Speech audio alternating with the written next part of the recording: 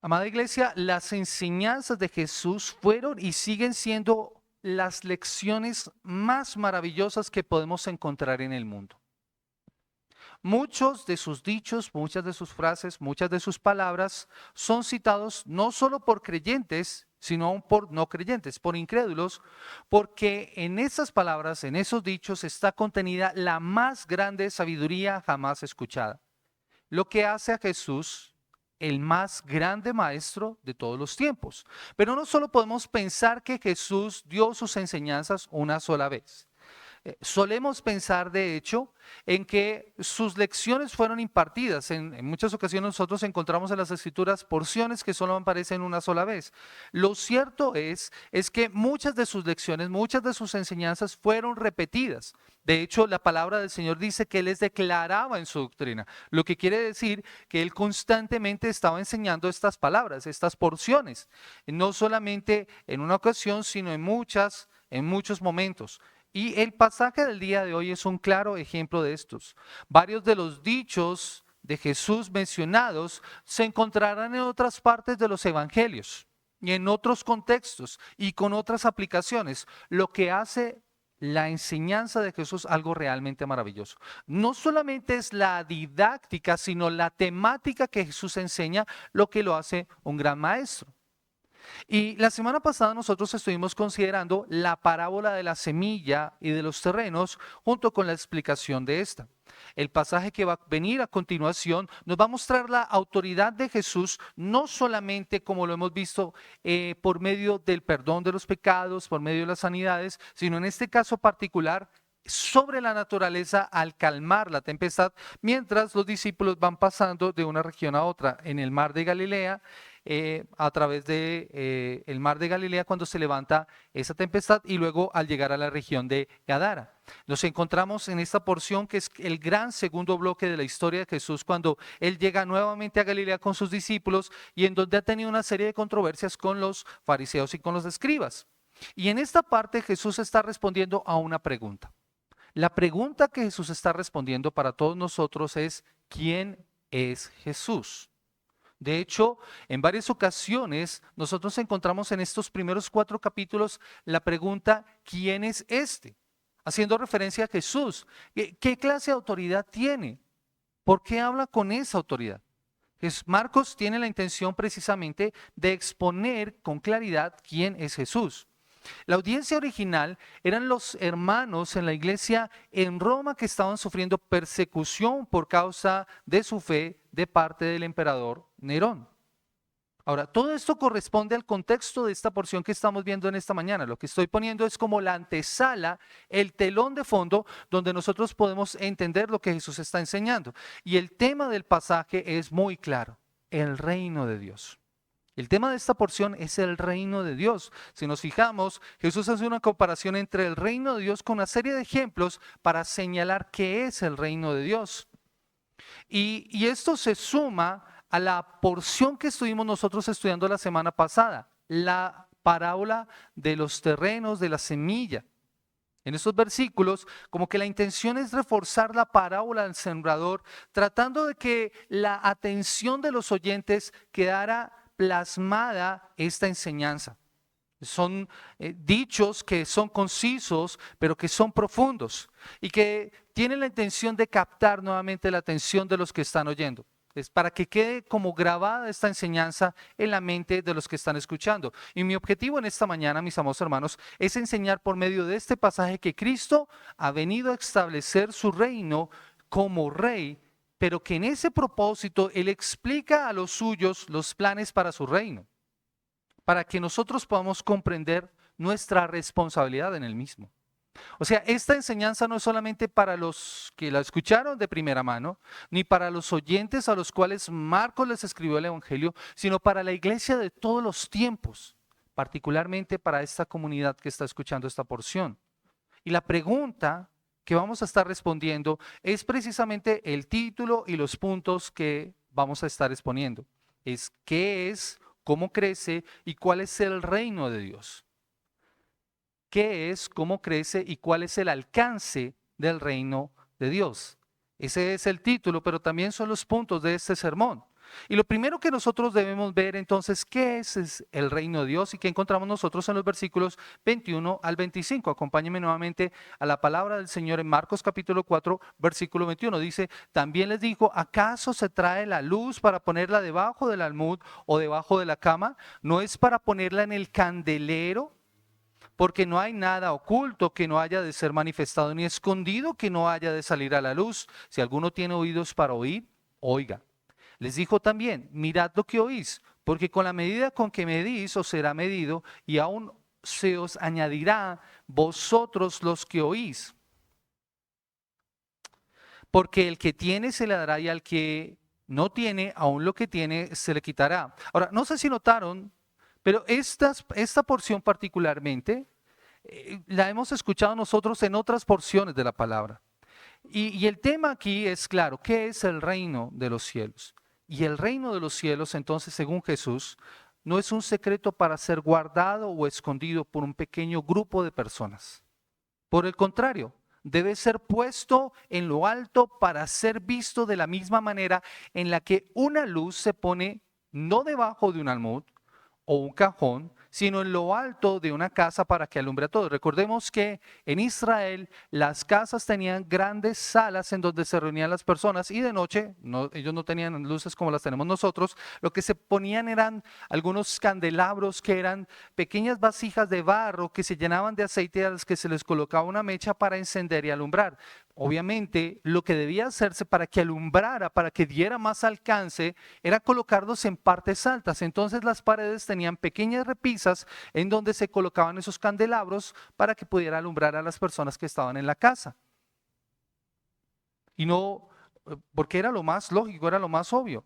Colocarlos debajo de un almud, una especie de cajón o una especie de vasija, sería absurdo, no alumbraría, se taparía. Así que Jesús está diciendo que de la misma manera es el reino. El reino de Dios es como la lámpara, pero también es el reino mismo que está llegando y que está siendo anunciado por Jesús. Ahora, ¿qué es lo que se debe hacer con esa lámpara? Esa lámpara debe ser puesta en lo alto para que sea visible a todos. Y esta no es una imagen nueva. Jesús la usó precisamente en el Sermón del Monte para referirse a las buenas obras que los creyentes deben hacer y que deben ser vistas por todos. ¿Recuerdan ustedes? Jesús dijo, así alumbre vuestra luz delante de los hombres. Los creyentes hacen buenas obras y esas obras iluminan a los que están alrededor. Esa luz no se pone debajo de un almud o debajo de una cama, se pone en lo alto.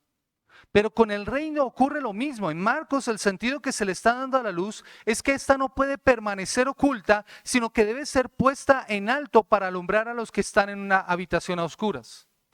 Hace unas semanas atrás tuvimos una situación aquí en casa, no tuvimos luz por una noche, nos tocó con velas. Y teníamos que ubicar las velas para que alumbrara ciertos lugares de la casa. Y cuando tú pones una vela, buscas la mejor ubicación para que dé la mejor iluminación. Mis amados hermanos, Jesús está diciendo eso mismo con respecto al Evangelio, con respecto al mensaje del reino. El mensaje del reino tiene que ser visible. Así que la aplicación que Jesús le está dando es que los que han recibido la luz del Evangelio no la tienen que esconder. Tienen que ponerla en alto para que al brillar otros puedan verla y para que puedan usarla para ver lo que está alrededor. Esa es la intención de una luz. La luz tiene la intención de disipar la oscuridad y de hacer visible aquello que nos puede lastimar, de permitirnos movernos. Es algo que no se puede ocultar, sino que debe ser útil y debe estar en el lugar correspondiente. Eso es lo que nosotros hacemos con la luz del Evangelio, con el mensaje del reino de Dios, con el reino de Dios. Así que, mis amados hermanos, es claro que la intención de Jesús es decir, este mensaje no puede permanecer oculto. De hecho, en los versículos, en el versículo 22 dice la razón por la cual Jesús usa este argumento, versículo 22, porque no hay nada oculto que no haya de ser manifestado, ni escondido que no haya de salir a la luz. Jesús usa este argumento, y es que la luz en las Escrituras representa la verdad. ¿Qué es la luz? La luz es la verdad no se puede ocultar. El Salmo capítulo 119, el versículo 105 dice, lámpara es a mis pies, ¿qué? Tu palabra y lumbrera a mi camino. Y en el versículo 130 dice, la exposición de tus palabras alumbra, hace entender a los simples. Y podríamos seguir mirando versículos que nos hablan de cómo la luz, que es la verdad, la palabra, tiene una función. De hecho, quiero que me acompañe por favor a Efesios capítulo 5, el versículo 9, que es otro versículo en el Nuevo Testamento que nos habla acerca de esta verdad. Efesios capítulo 5, versículo 9. Dice la palabra del Señor, Efesios 5, 9, porque el fruto del Espíritu es en todo bondad, justicia y verdad. Eso es lo que produce, o el efecto que produce en nosotros la palabra de Dios. Un fruto que es verdad. Ahora, esa verdad tiene que ser dada a comunicar, tiene que ser mostrada. Jesús entonces presenta su argumento. No hay nada oculto que no deba manifestarse, ni nada secreto que no salga a la luz, hablando acerca del reino de Dios. Mis amados hermanos, el reino de Dios tiene que manifestarse. ¿Cuál es la responsabilidad nuestra en esto? Que somos nosotros los que debemos hacerlo. De hecho, por eso es que creo que Jesús usa esta expresión en Mateo, en el Sermón del Monte, para señalarle a sus discípulos lo que ellos deben hacerlo. ¿Cómo manifestamos nosotros esa verdad? ¿Cómo manifestamos el reino? Por medio de nuestras buenas obras. ¿Cómo manifestamos esta verdad y el mensaje del reino? Cuando nosotros hablamos de él, cuando nosotros hablamos la verdad, cuando nosotros comunicamos el mensaje del evangelio a otros. De esa manera está alumbrando la luz. Pero si tú conoces esa verdad y no la manifiestas, estás colocando la luz debajo de la cama o la estás tapando con un cajón. Y Jesús no quiere eso. En el momento en el que Jesús está hablando, el reino de hecho no se ha manifestado plenamente, el reino se está manifestando poco a poco, no se ha revelado completamente, pero después de la resurrección el reino se mostraría de manera completa por medio de la predicación de los discípulos. De hecho, Jesús les ordena claramente, id y haced discípulos. ¿Por dónde? En Hechos 1:8, ¿cómo lo manifiesta? Y recibiréis poder cuando haya venido sobre vosotros el Espíritu Santo y me seréis testigos, ¿dónde? En Jerusalén, Judea, Samaria y hasta lo último de la tierra. Aún ese reino tiene mucho que revelar. Y esa revelación continuará hasta que el Cristo, el Salvador, venga por segunda vez y entonces el reino será revelado de manera completa. Pero mientras tanto nosotros tenemos la responsabilidad de seguir anunciando este reino. Es por eso que inclusive Jesús manifiesta esta porción en el versículo 23, si alguno tiene oídos para oír, oiga. ¿Qué es lo que está manifestando Jesús? Hay algunos a los que este mensaje les ha sido revelado, pero no han tenido oídos para oír. Pero los que tienen oídos para oír, los que han prestado atención a lo que Jesús está diciendo, conocen esa verdad, tienen que comunicarla. Y hacíamos el contraste la semana pasada. ¿Quiénes son los de afuera? Aquellos para los cuales este mensaje aún permanece oculto, pero para los de adentro, para los que son sus seguidores, para los que son su familia, ese mensaje ha sido revelado. Y ellos entienden que tienen una participación en el reino, proclamando la verdad. Ahora el reino se ha dado a conocer a aquellos que están abiertos a los propósitos de salvación de nuestro Redentor. Solo aquellos que han creído en el Evangelio pueden entender el reino porque tienen oídos para oír. Y es lo que nos manifiesta el versículo 23. A ellos se les ha explicado el reino. Noten lo que dice el versículo 34. Y sin parábolas no les hablaba, aunque a sus discípulos en particular les declaraba todo. Aquellos que tienen oídos, entonces pueden entender aún más el Evangelio. pueden entender más la realidad del reino. Y esto, mis amados hermanos, nos lleva entonces a un principio que quiero que entendamos en esta mañana. Entre más grande sea tu entendimiento de las verdades del Evangelio, entre más grande sea tu entendimiento del reino, más responsable eres de lo que escuchas. Entre mayor sea tu comprensión de la palabra, entre mayor sea tu comprensión de cada porción de la Escritura, eres más responsable delante de Dios de la proclamación del reino. No tienes excusa. Eso es lo que Jesús les está diciendo a sus discípulos. Lo que Jesús quiere señalar es que el reino no es para permanecer oculto en un pequeño grupo de seguidores. Los discípulos tendrían la responsabilidad de comunicar al mundo acerca del mensaje del reino. Y es una verdad que debe seguir. Es la verdad de Dios que debe darse a conocer. Y es nuestra responsabilidad, mis amados hermanos. Es tu responsabilidad, es mi responsabilidad, es la responsabilidad de toda la iglesia dar a conocer las verdades del reino. Nosotros hemos sido llamados a anunciar esa luz que hemos creído, esa luz que hemos recibido, esa luz que tenemos. Acompáñenme por favor a Primera de Pedro, capítulo 2, el versículo 9 al versículo 12. Pedro habla a la iglesia y le dice lo que ellos son y lo que deben hacer. Segunda de Pedro 2, 9 al 11. Mas vosotros sois linaje escogido, real sacerdocio, nación santa, pueblo adquirido por Dios. A muchas personas les encantan esas palabras. Lo que ellos son. Dios nos ha colocado a nosotros en una posición muy especial. Y les encantan esas porciones, pero se les olvida para qué es que son eso.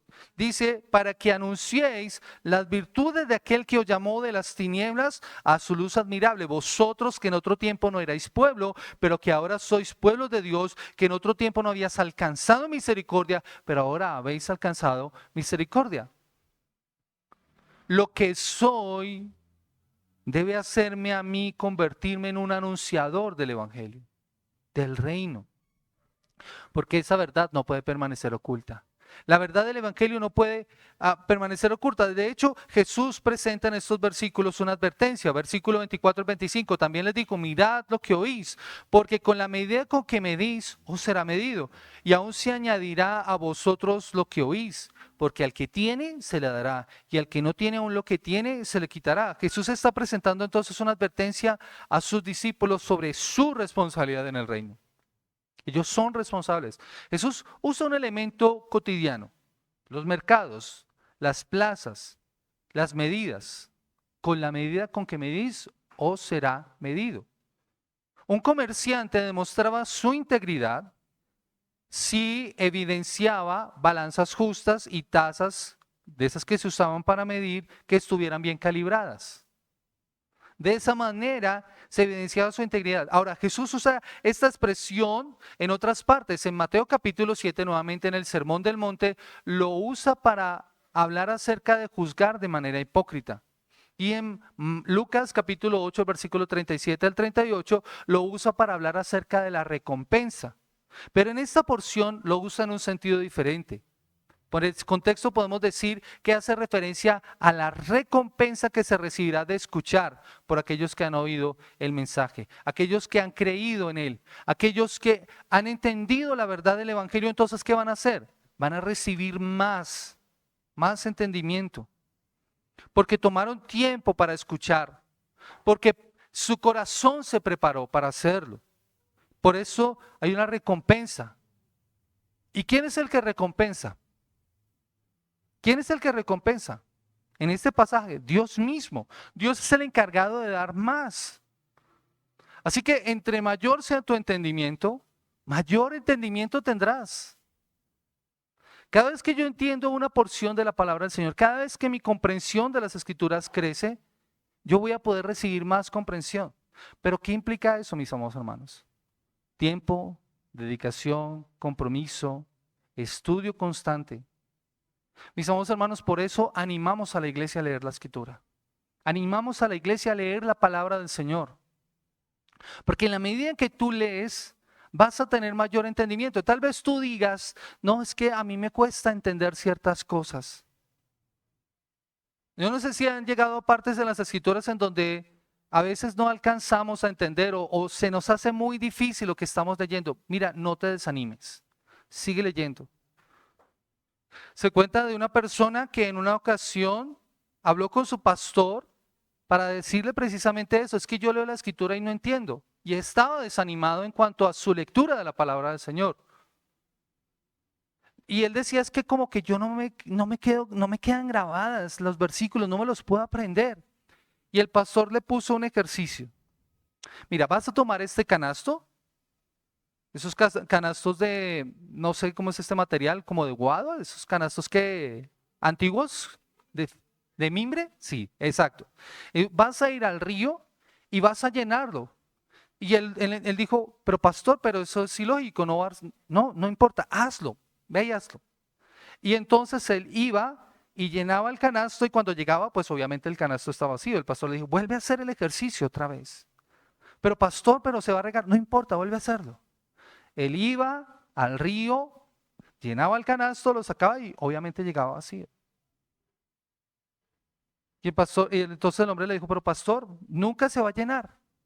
Y el pastor le dijo, sí, efectivamente, nunca se va a llenar posiblemente, pero está cada vez más limpio. Cada vez que tú vas al río, el agua que está entrando al canasto lo está limpiando. Y eso mismo pasa con la palabra del Señor.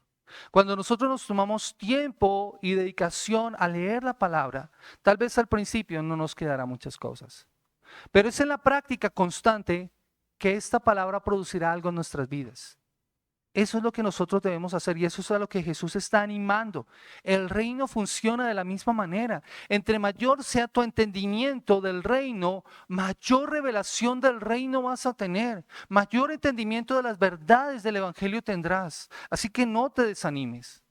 No te desanimes porque el Señor es quien dará la recompensa. Nota lo que dice, porque al que tiene se le dará. Al que tiene se le dará. Pero también está la parte contraria. Si tú no tomas tiempo, si tú no le dedicas tiempo a la lectura, a la meditación de la palabra del Señor, a entender el mensaje del Evangelio, lo poco que tienes lo vas a perder. Lo poco que tienes lo vas a perder. Por eso el versículo 25 sirve como explicación, es una advertencia. El que tiene, ese es el que ha escuchado, tendrá más, pero el que cierra sus oídos, aún lo que no tiene se le quitará. Así que Mateo nuevamente nos muestra el paralelo, está hablando acerca de la parábola de los talentos. ¿Recuerdan? En la parábola de los talentos Jesús usa estas mismas palabras. ¿Y qué dice? Dice, el que tiene se le dará, pero el que no tiene aún lo que tiene se le quitará. ¿Y qué significa eso? El que es fiel en lo poco va a recibir más, pero el que no es fiel no se le dará nada más. Así que está hablando acerca de la buena gestión de los recursos que Dios da. Lo mismo pasa en el reino. Si tu entendimiento de las verdades del reino crece, tendrás más. Si no, lo poco que tienes se te quitará. Debes ser fiel también con esa verdad. Marcos presenta este dicho como resultado de escuchar y de prestar atención al mensaje del reino. Porque mientras que los que rechazan van a quedar en mayor oscuridad y ceguera espiritual, esto va a resultar en su juicio. Los que escuchan y se dedican a perseverar más en esto tendrán una recompensa mayor. Jesús también está advirtiendo a los suyos, pongan atención a lo que están oyendo, para que estas verdades se arraiguen fuertemente en sus mentes y para que puedan recibir cada vez mayor entendimiento de las mismas. Entonces, mis amados hermanos, podemos decir que el reino es una luz que no se debe ocultar y de la que nosotros somos responsables de dar a conocer, lo que de paso nos permite llegar a la segunda pregunta: ¿cómo crece el reino? Y que encontramos nosotros en los versículos 26 al 29, y que es nuestro segundo punto. ¿Cómo crece el reino? Versículo 26. Decía además, así es el reino de Dios, como cuando un hombre echa semilla en la tierra y duerme y se levanta de noche y de día y la semilla brota y crece sin que él sepa cómo, porque de suyo lleva fruto la tierra, primero hierba, luego espina, después grano lleno de espiga. Y cuando el fruto está maduro, enseguida se mete la hoz, porque la siega ha llegado. Nuevamente Jesús usa una ilustración, la ilustración del agricultor. Parece que esta es una explicación, una extensión de la explicación de la parábola que estudiamos nosotros la semana pasada, conocida como la parábola del sembrador. De la misma manera en que un agricultor no sabe cómo crece la semilla que siembra, sino que espera el tiempo para que esté lista, él luego procede a cortarla para recoger el fruto. Y tiene que esperar. La parábola nos está mostrando aquí el resultado final de esa semilla que ha sido sembrada. Particularmente esa semilla que es la palabra de Dios en el corazón del hombre. Que este es un trabajo que toma tiempo, pero que al final va a dar un fruto sin intervención humana. Nota que el sembrador siembra y tiene que esperar. Tiene que esperar a que la semilla germine. Por más que se quede mirándola, no va a hacer que la semilla crezca. Ella va a crecer por sí misma. Esta parábola solo aparece aquí en Marcos. Es bien interesante. La porción que estábamos mirando, los versículos del 21 al 25, son partes de otros evangelios. O sea, están mencionados en otras partes, con otros contextos y con otras aplicaciones. Marcos coloca esta aquí que es exclusiva en Marcos. Y la porción siguiente nuevamente es una citación o es citada en otras partes de las Escrituras. Así que funciona como para centrar nuestra atención. La parábola entonces tiene la intención de señalar que el sembrador siembra la semilla y éste continúa con su vida. Nota lo que dice, se duerme y se levanta de noche y de día. O sea, su vida continúa como si nada, en su curso normal. Pero ¿cuál es la enseñanza acá? ¿Cuál es la enseñanza de esta porción? El reino es obra de Dios y Él lo hace crecer de manera sobrenatural y de manera soberana. El reino es obra de Dios y Él lo hace crecer de manera soberana y sobrenatural. Eso no significa, mis amados hermanos, no vayan a pensar ni por un momento que tú no tengas un papel o una responsabilidad en esto. Porque al igual que el sembrador ha sembrado la semilla y tiene que esperar a que crezca, la semilla, si no se siembra, no va a dar fruto.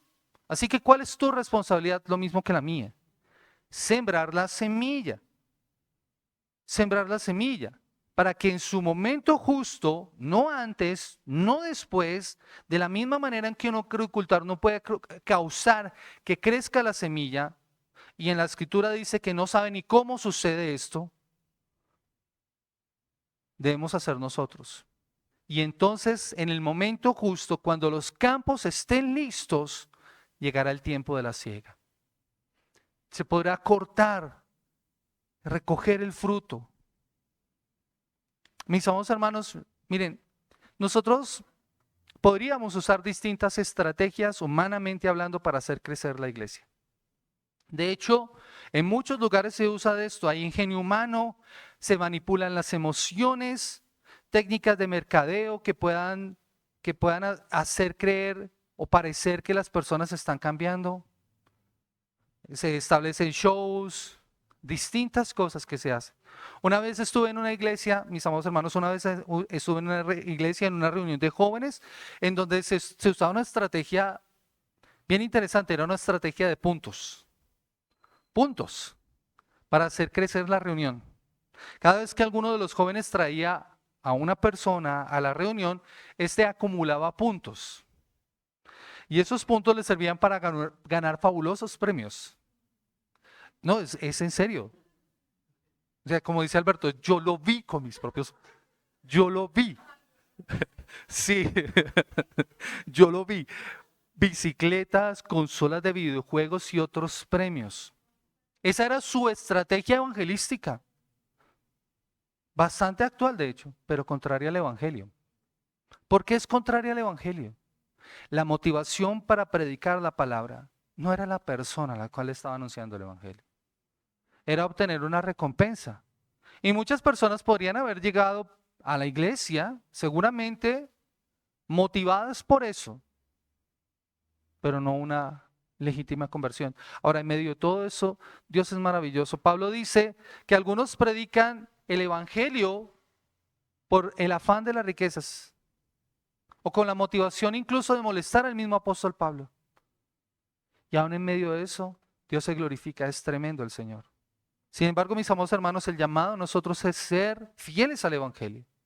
No usar de estrategias que sean contrarias a la palabra del Señor, sino predicar fielmente la palabra del Señor. Alguna vez una persona me dijo inclusive, pastor, ¿por qué no colocamos una librería café para que las personas vengan y puedan leer un libro y tomarse un tinto? Y yo vi que eso le funcionó a un pastor.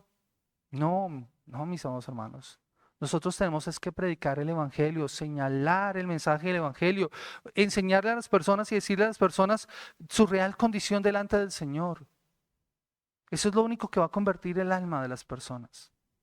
Ninguna de esas estrategias ni ninguna otra producirá en la vida de las personas un corazón regenerado, un corazón cambiado, porque solamente eso puede ocurrir por obra del Espíritu Santo. Ahora, mis amados hermanos, si yo voy a predicar el Evangelio, yo puedo, por ejemplo, invitar a una persona para que venga a mi casa y vea cómo vivo. Eso es algo que yo sí puedo hacer. Yo puedo ser un testimonio del Evangelio, modelar el Evangelio en mi casa. Pero no puedo ignorar la importancia de poder proclamar las verdades del Evangelio. Eso es algo que nosotros podemos hacer. Pero tenemos que recordar que eso es obra del Espíritu Santo. Acompáñenme por favor a Efesios capítulo 2, el versículo 1 al versículo 4. Efesios capítulo 2, el versículo 1 al versículo 4. Dice, porque Él os dio vida a vosotros cuando estabais muertos en vuestros delitos y pecados. ¿Quién es el que da vida? Dios. Él es el que da vida. Él os dice en vuestros delitos y pecados, en los cuales anduvisteis en otro tiempo, siguiendo la corriente de este mundo, conforme al príncipe de la potestad del aire, el espíritu que ahora opera en los hijos de desobediencia, entre los cuales también nosotros vivimos en otro tiempo en los deseos de nuestra carne y haciendo la voluntad de la carne y de los pensamientos, y éramos por naturaleza hijos de ira, lo mismo que los demás. Pero Dios, que es rico en misericordia, por su gran amor con que nos amó, versículo 5, aun estando nosotros muertos en nuestros pecados, nos dio vida juntamente con Cristo, por gracia sois salvos. ¿Quién es el que obra esto? Es Dios. ¿Anula mi responsabilidad de eso? No, soy yo el que debo predicar el Evangelio. Soy yo el que debo invitar a una persona a que comparta conmigo un café y a poderle predicar el Evangelio. La obra la hace el Señor por medio de su Espíritu Santo. Tito capítulo 3, el versículo 5. Tito capítulo 3, el versículo 5. Dice el versículo, nos salvó no por obras de justicia que nosotros hubiéramos hecho, sino por su misericordia, por el lavamiento de la regeneración y por la renovación del Espíritu Santo. Es el Señor el que obra. Somos nosotros llamados a predicar el Evangelio fielmente. Ese es nuestro llamado. Somos como el sembrador, sembramos la semilla, pero ¿quién es el que hace crecer la obra? ¿Quién es el que hace germinar esa semilla? ¿Quién es el que va a dar el resultado en esa vida? Dios. Dios se encargará de ese resultado. Él es el que promete el resultado. Acompáñenme por favor también a Isaías capítulo 55. Isaías capítulo 55, el versículo 11. Isaías 55, 11. Escuche por favor lo que dice la palabra del Señor. Isaías 55, 11 dice la escritura de la siguiente manera. Así, leámoslo desde el 10, perdón. Porque como desciende de los cielos la lluvia y la nieve y no vuelve allá, sino que riega la tierra y hace germinar y producir y da semilla al que siembra y pan al que come, así será mi palabra que sale de mi boca. No volverá a mí vacía, sino que hará lo que yo quiero y será prosperada en aquello para que la envíe. ¿Quién es el que da el resultado? Es Dios mismo. La semilla es la palabra de Dios que se siembra en el corazón del hombre. Y Él es el que se encarga de dar resultados. Por eso que Pablo, hablando a los corintios, les dice, yo sembré, Apolos regó, pero Dios es el que da el crecimiento. Mis amados hermanos, tal vez tú compartes con una persona, le compartes el mensaje del Evangelio. Esa persona escucha y ya se sembró la semilla. Tal vez otra persona en otro momento de su vida, en otro momento Dios la usará para que esa semilla sea regada, esa semilla que fue plantada. Le compartirá, tal vez tendrá la oportunidad de discipularlo. ¿Quién es el que da el crecimiento y el resultado? Dios. Creo que por eso mismo Pablo les dice a los creyentes, les dice, no nos cansemos pues de hacer el bien, porque A su tiempo cosecharemos si no desmayamos. Así que esto alienta a la iglesia. Dios es el que tiene el control de la semilla, de la misma manera que Dios inclusive está en control de la historia y del avance de su reino, nuevamente hasta que llegue a su completa manifestación cuando Jesús vuelva por segunda vez. Y veamos entonces que toda rodilla se doble y toda lengua confiese que Jesús es el Señor. Mira, iglesia, cuando tú predicas y una persona no responde al mensaje del Evangelio, aunque tal vez esa semilla sea como aquella semilla que fue lanzada y cayó en el duro suelo y no entró, al tú lanzarla, estás llevando a cabo la obra del Señor, ¿sabes? Porque esa semilla que se lanzó y que no produjo un fruto en la vida de la persona que la escuchó, acarreará para esa persona el juicio. Nadie tendrá excusa. Nadie tendrá excusa. Es obviamente, como alguien lo mencionaba la semana pasada en su Bíblia y Cuéntalo, nosotros tenemos que orar. Eso nuevamente no anula nuestra responsabilidad. Nosotros predicamos, oramos por aquella persona a la que le estamos compartiendo el Evangelio. No sabemos cuál va a ser el resultado. Dios sí. Dios se glorificará en la vida de esa persona. Así que anímate, iglesia. Anímate, iglesia. Porque esta porción nos señala y nos muestra que hay un resultado. Versículo 28 y 29. Porque del suyo lleva fruto la tierra. Primero hierba, luego espiga, después grano lleno de espiga.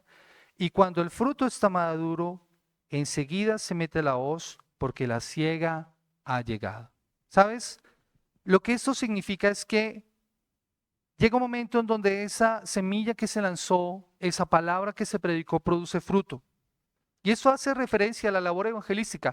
Cuando Jesús estuvo compartiendo con la mujer samaritana en Juan capítulo 4, acompáñeme allí por favor, Jesús les dijo esto a sus discípulos. Juan capítulo 4, el versículo 35 al 38. Juan capítulo 4, versículo 38, 35 al 38. Jesús les dijo a sus discípulos, ¿no decís vosotros aún faltan 4 meses para que llegue la siega? He aquí os digo, alzad vuestros ojos y mirad los campos, porque ya están blancos para la siega. El que siega recibe el salario y recoge fruto para vida eterna. Para que el que siembra goce juntamente con el que siega. Porque en esto es verdadero el dicho, uno es el que siembra, otro es el que siega. Yo os he enviado a cegar lo que vosotros no labrasteis, otros labraron y vosotros habéis entrado en sus labores. Jesús les está diciendo a sus discípulos, miren, alguien sembró. Mira, la siega también para nosotros es importante. Tal vez tú les has compartido a una persona en la cual la palabra del Señor ya fue sembrada. Y tú tal vez estés cegando lo que otros sembraron. Somos responsables nuevamente. Es nuestra responsabilidad. Así que hagamos la obra. Hagamos la obra. Jesús se lo está diciendo aquí a sus discípulos. La palabra fue sembrada. Tú estás entrando en las labores de otro. ¿Quién es el que debe recibir la gloria de todo esto? Dios es el que recibe la gloria, porque Él es el que hace crecer su reino. Pero los cristianos del primer siglo también entendían no solo la siega de esta manera. Mis amados hermanos, hay una siega final. Y eso hace referencia al juicio final, cuando Jesús vuelva por segunda vez. Esa imagen del juicio se muestra precisamente como una cosecha. Acompáñeme por favor a Joel capítulo 3, el versículo 13. A ver si se aprendieron los libros de la Biblia, como enseñaban los niños, ¿no? Joel, ¿dónde está? ¿En el nuevo? Santi, Gaby, por favor le enseñan la canción a Alberto. Es su tarea ahora. Al nuevo maestro de la escuela dominical. ¡Oh Dios! Joel capítulo 3, versículo 13. Oseas, Joel, Amós, Abdías. ¿Sí? Muy bien, muy bien. Joel 3, 13. Escuchen lo que dice el profeta Joel. Dice, versículo 13. Dice, echad la hoz, porque la mies ya está madura. Venid, descended, porque el lagar está lleno. Rebosan las cubas, porque mucha es la maldad de ellos. Joel está usando esto para hablar acerca de juicio. Y es una imagen que nosotros encontramos también en el Nuevo Testamento. Mateo capítulo 13, el Señor Jesús hablando acerca de esto. Mateo capítulo 13, versículo 39 al versículo 43. Mateo capítulo 13, que está precisamente en el contexto de estas mismas parábolas. Mateo capítulo 13, el versículo 39 al 43. Dice la palabra del Señor, hablando acerca de la parábola del trigo y de la cizaña y explicándola, dice: el enemigo que la sembró es el diablo, y la siega es el fin del siglo, y los segadores son los ángeles. De manera que como se arranca la cizaña y se quema en el fuego, así será en el final de este siglo. Enviará el Hijo del Hombre a sus ángeles, y recogerán de su reino a todos los que sirven de tropiezo y a los que hacen iniquidad, y los echará en el horno de fuego, y allí será el lloro y el crujir de dientes. Entonces los justos resplandecerán como el sol en el reino de su Padre. El que tiene oídos para oír, oiga. Ahora estamos en el tiempo de la siega, en el que debemos predicar y anunciar las verdades del reino, mientras esperamos el tiempo de la siega final, cuando el Señor venga por su iglesia y se cumpla lo que el Señor afirma en esta porción. Los campos están blancos, listos para la siega. Hagamos la obra y esperamos esta siega final. Mis amados hermanos, después de considerar qué es y cómo crece el reino, podemos ir a la parte final de la pregunta con la que iniciamos este sermón. ¿Cuál es entonces el alcance del reino? Ya vimos qué es el reino, ya vimos cómo crece el reino, ahora veamos el alcance del reino. Versículo 30 al 34. Decía también: ¿a qué haremos semejante del reino de Dios? ¿O con qué parábola le compararemos? Es como el grano de mostaza que cuando se siembra en tierra es la más pequeña de todas las semillas que hay en la tierra, pero después de sembrado crece y se hace la mayor de todas las hortalizas y echa grandes ramas, de tal manera que las aves del cielo pueden morar bajo su sombra. Con muchas parábolas como esta les hablaba la palabra conforme a lo que podían oír, y sin parábolas no les hablaba, aunque a sus discípulos en particular les declaraba todo. Aquí se nos presenta entonces nuevamente una parábola que es conocida como la parábola de la semilla de mostaza, para mostrar el alcance del reino, que inicia como pequeño, pero que luego crece y avanza de una manera extraordinariamente grande. Ahora, Jesús usa un ejemplo acá bien interesante, la semilla de mostaza, y él dice que es la semilla de mostaza, la semilla más pequeña que existe.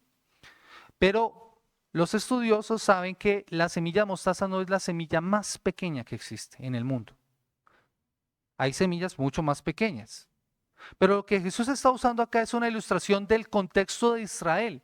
Esta era la semilla más pequeña que se sembraba en Israel. Y al crecer, este se convertía en un gran árbol capaz de de tener nidos de aves. ¿Y qué es lo que Jesús quiere transmitir acá? Lo primero que podemos afirmar es que al referirse al reino y compararlo con una semilla de mostaza, está hablando acerca de los comienzos del reino. Inicia pequeño, inicia insignificante, pero luego crece hasta convertirse en algo grandioso. Y luego que ha crecido, esto ilustra precisamente la salvación. Mis amados hermanos, si nosotros miramos cómo empezó el reino, empieza con algo pequeño. Jesús reunió a un pequeño grupo de discípulos, de seguidores, y así empezó el mensaje del Evangelio. Con un pequeño grupo de seguidores en un rincón olvidado del Imperio Romano en Galilea. Pero este pequeño grupo de seguidores, empoderados por el Espíritu Santo, proclamaron el mensaje del reino, y este se ha extendido y sigue extendiéndose. Ha alcanzado a muchos. Es como ese árbol precisamente que cobija y provee protección y seguridad a muchas personas. Eso es lo que es el Evangelio. Por extensión podemos aplicar, mis amados hermanos, el mensaje que nosotros hemos estado proclamando, que se ha estado proclamando a lo largo de estos más de 2000 años que lleva el cristianismo. Pero que no solamente beneficia a la iglesia, aquellos que han llegado a encontrar cobijo y abrigo en la iglesia. El mensaje del Evangelio ha beneficiado a la sociedad. La palabra predicada, la palabra del Evangelio bendice y cobija a muchas personas y ayuda a muchas personas. Entre más personas haya que crean en el Evangelio, sociedades son cambiadas, son transformadas. Ese es el efecto del Evangelio. Tal vez habrá personas que no creerán, pero entre más cristianos, fieles cristianos, verdaderos creyentes hayan en la sociedad, mis amados hermanos, indudablemente el Evangelio ha tenido un efecto. Eso lo podemos ver nosotros en la historia, en Roma. Cuando el cristianismo creció, aún los mismos romanos tenían que reconocer el buen efecto que esto generaba en la sociedad. Pablo llamaba a las personas que robaban que ya no roben más. Imagínense eso. Menos ladrones en la calle, ¿en qué va a resultar? Mayor seguridad para la comunidad. Y estos no solamente dejaban de robar, sino que además trabajaban y ayudaban a otros. Miren, eso generó un resultado positivo en la sociedad. Yo creo, mis amados hermanos, que por eso es que tristemente nosotros no estamos viendo un efecto positivo en la vida de nuestra sociedad, en nuestra ciudad. Porque hay muchos que se dicen cristianos y como lo veíamos nosotros esta mañana en el estudio de hombres, hay muchos que se dicen cristianos pero no son buenos jefes, no son buenos trabajadores. ¿Qué efecto va a tener eso? Al contrario, muchas personas van a renegar del Evangelio. No, si esos son los cristianos. Nosotros somos llamados a producir un efecto positivo en la sociedad. Por eso es que la Escritura, ¿cómo nos llama a nosotros? ¿Qué debemos ser? Sal. ¿Qué debemos ser? Luz. Un mensaje que no se puede ocultar. Un mensaje que debe detener la corrupción. El Evangelio, mis amados hermanos, es una bendición cuando se extiende. La iglesia es una bendición cuando se extiende, ya que por medio de la influencia de los creyentes, en medio de la sociedad, esta es bendecida. Ese debe ser el efecto, mis amados hermanos. La conclusión de esta porción la encontramos nosotros en los versículos 33 al 34, cuando Marcos dice que Jesús enseñaba por medio de parábolas. Para las parábolas eran para todos, pero a sus discípulos, ¿qué les explicaba? Les daba a entender mayor parte de esto, y en particular les declaraba a todos sus discípulos. Les explicaba para que ellos pudieran entender mejor. Muchas veces, mis amados hermanos, muchas veces su enseñanza era de manera didáctica a través de las parábolas, pero los suyos les explicaba de manera más profunda. Ahora, eso es importante para nosotros porque la forma en cómo interpretamos estas parábolas es importante porque apunta a una verdad del reino, que es cómo crece y cuál es el alcance del reino. Así que podemos concluir de esta manera, mis amados hermanos. Una lámpara en una habitación, así es el reino. Es así porque debe iluminar. Así es el mensaje del reino que debe iluminar un mundo en tinieblas. Este mundo, mis amados hermanos, está en tinieblas. Esa es la realidad de la sociedad en la que estamos nosotros. Es una sociedad en tinieblas. ¿Qué es lo que nosotros debemos hacer? Por medio del mensaje del Evangelio, por medio del mensaje del reino, iluminar a esta sociedad. Es como lo veíamos en esta porción. Las Escrituras encontramos nosotros un contraste entre la luz y la oscuridad. La oscuridad siempre asociada al mal, la luz asociada al bien. Pero con la llegada del Rey, esa oscuridad se empieza a disipar. Es por eso que es tan importante Marcos capítulo 1, el versículo 15. El tiempo se ha cumplido, el reino de Dios se ha acercado. Arrepentíos y creed en el Evangelio. Es por eso que Pablo usa esta ilustración hablando acerca de la condición en la que se encuentran las personas. Segunda de los Corintios capítulo 4, el versículo 6. Dice, porque el Dios de este siglo cegó el entendimiento de los incrédulos para que no les resplandezca la luz de Cristo. Versículo 4. Pero en versículo 6 dice, porque Dios que mandó que de las tinieblas resplandeciese la luz, es el que resplandeció en nuestros corazones para iluminación del conocimiento de la gloria de Dios en la faz de Jesucristo. Noten, ¿qué es lo único que puede disipar la oscuridad en la cual están tantas personas a nuestro alrededor? Solo hay una cosa: el mensaje del Evangelio. Solo ese mensaje puede disipar la luz de la oscuridad que hay en los corazones de esas personas. Juan Carlos Wright dice así: una lámpara no se enciende para ocultarla y encubrirla, sino para ponerla en un candelero y usarla. La luz religiosa no se nos da solo para nosotros, sino para el beneficio de los demás. Debemos tratar de difundirla y difundir nuestro conocimiento. Debemos mostrar a los demás el precioso tesoro que hemos encontrado y persuadirlos para que lo busquen por sí mismos. Debemos comunicarles la buena noticia que hemos escuchado y esforzarnos para que ellos mismos la crean y la valoren. Eso es lo que nosotros debemos hacer. Iglesia, ¿qué estás haciendo con la luz que se te ha dado? ¿Qué estás haciendo con la verdad que se te ha revelado? ¿La has escondido? ¿La has puesto debajo de la cama? ¿La has tapado con un cajón? ¿O la estás poniendo en alto para que ilumine a esta sociedad en tinieblas? La verdad es para que se vea, no es para que se oculte. Puede que haya veces incluso en que sea peligroso hacerlo. Los chicos nos contaban acerca de lo que ocurrió en la época de la Reforma en el siglo XVI, cuando Martín Lutero clavó las 95 tesis. Su vida empezó a correr riesgos, fue perseguido, tuvo que vivir escondido por causa de la verdad. El testimonio es que otros, por hacer lo que Martín Lutero hizo, sufrieron las consecuencias. El mismo Martín Lutero fue declarado hereje por la Iglesia de Roma. ¿Y por qué? Por decir que la salvación es solo por fe, que no se puede comprar con indulgencias. Así que, mis amados hermanos, muchas ocasiones decir la verdad hará que nuestra vida corra riesgos. Tal vez seremos acusados, seremos señalados. Ahí están los fanáticos. Mis amados hermanos, nosotros tenemos que plantarnos en la verdad. La verdad no es negociable, la verdad del Evangelio no es negociable. El reino, mis amados hermanos, también estuvo oculto, pero eso fue algo temporal. Es algo que ahora se está dando a conocer. Ese mensaje en el Antiguo Testamento estuvo oculto en una promesa.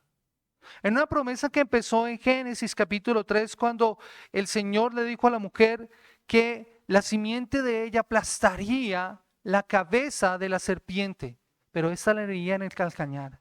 Y esa promesa que se fue revelando en las Escrituras llegó hasta su perfecto cumplimiento en Cristo Jesús.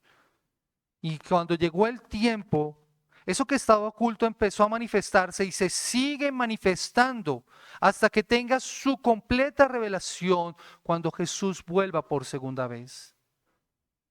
El reino es una realidad presente. Es un ya, pero todavía no. Pero debe seguirse dando. Es por eso, por lo que aquellos que tienen oídos para oír responderán y entonces tendrán mayor revelación y mayor entendimiento. Mis amados hermanos, yo creo que eso es la iglesia aquí. Tiene oídos para oír. Tiene oídos para oír. El reino además crece por la obra soberana de Dios y es resultado y producto de la obra del Señor y no solamente por la intervención humana. Y eso no significa, nuevamente, iglesia, que nosotros no tengamos una responsabilidad en el reino, sino que el resultado está siempre en las manos de Dios. Pero somos responsables. Nosotros sembramos la semilla cuando anunciamos el Evangelio, que es esa semilla precisamente. Y una vez que se siembra el Evangelio en la vida de una persona, Dios es el que obrará en el corazón de esa persona. Tal vez, como les decía, vendrá una persona y regará esa semilla sembrada. Pero el Señor es el que dará el crecimiento, es Dios el que obra en el corazón de esa persona y es el que hace que esa semilla germine. Y solo Dios puede hacer que el reino crezca y avance. Y eso, mis amados hermanos, nos da esperanza. Es por eso que nosotros no nos ponemos metas de crecimiento. ¿Han visto ustedes que hay lugares en donde se establecen metas de crecimiento? Este año vamos a crecer tantos. No, mis amados hermanos, siembra la semilla. predica la palabra. Si el Señor le place traerlos a este lugar, gloria a Dios, gloria a Dios. Pero si no, donde el Señor los plante, si esa semilla que el Señor ha sembrado por medio tuyo germina y da fruto en un lugar, mis amados hermanos, gloria al Señor, porque Él es el que da el crecimiento. Somos nosotros llamados a hacer el sembrar la semilla. El reino de Dios es el reino de Dios, no es nuestro reino, es el de Dios. Nosotros no lo creamos, no podemos hacerlo crecer por nuestras estrategias humanas que pueden estar equivocadas. En ocasiones incluso a veces nosotros nos oponemos al reino de Dios cuando no nos sometemos a la voluntad del Señor, cuando no hacemos lo que el Señor nos pide. Iglesia, si tú has recibido el mensaje del Evangelio, si tú has creído en él, pero lo estás ocultando, no lo has mostrado, créeme, tú te estás oponiendo al reino, porque tú eres un responsable de mostrarlo. Pero sin embargo, mis amados hermanos, eso no impide que el reino de Dios se establezca. No son nuestras estrategias, no es nuestra metodología, es la obra del Señor. El Señor es el que se encargará del crecimiento. Y eso también es cierto para la salvación. ¿De quién es la salvación? La palabra del Señor dice que la salvación es del Señor. Es una obra soberana que tiene su comienzo en Dios y finaliza en Dios. Y también es cierto en el sentido de que Dios de principio a fin es el Dios que controla la historia. Él es el que la está guiando a cada paso. No es un solo evento, no hay un solo evento que no esté bajo su control.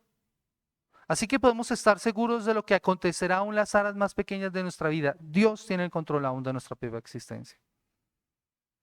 Es por eso que a pesar de que el comienzo del Evangelio fue tan pequeño, esto se ha convertido en algo impresionantemente grande. Por eso es que no debemos avergonzarnos de los comienzos pequeños. Tampoco debemos desanimarnos. Mira, tal vez usted mire a su alrededor y diga, es que nosotros somos poquitos. No, eso no nos desanima. ¿Sabes por qué? Dios se glorifica aún en esas pequeñas cosas. No fue un pequeño adolescente de unos 15, 16 años el que derribó al paladín más grande de los filisteos, al cual los israelitas le tenían un profundo miedo. Inclusive el rey Saúl no tuvo la valentía. Quien era el responsable de enfrentarse a ese paladín era Saúl y no lo hizo. Y no fue David, un pequeño joven temeroso de Dios, el que se enfrentó a este gran peleador y lo venció.